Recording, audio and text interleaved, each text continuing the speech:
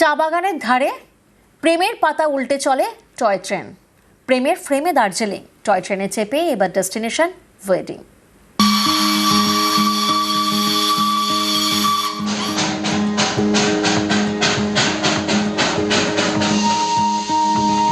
পাহাড়ের বাগদণ্ডি পেরিয়ে কুচিকচিক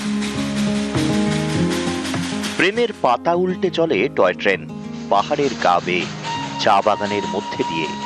এই টয় ট্রেনে চেপে এবার করা যাবে বিয়ে, মেঘেদের সাক্ষী রেখে।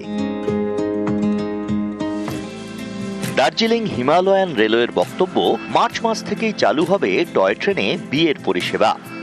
हमारी प्लानिंग में ऑन डिमांड यानी चार्टर सर्विसेज हैं, जिसमें हम और इजाफा करेंगे। नई तरह की सर्विसेज जिसमें लोग जो हैं डीएचआर के ऊपर चाहें तो शादी का कार्यक्रम भी चलती हुई ट्रेन में कर सकते हैं या किसी और तरह के कार्यक्रम कर सकते हैं। इस तरह की सुविधाएं भी लोगों को दी जा सकेंगी।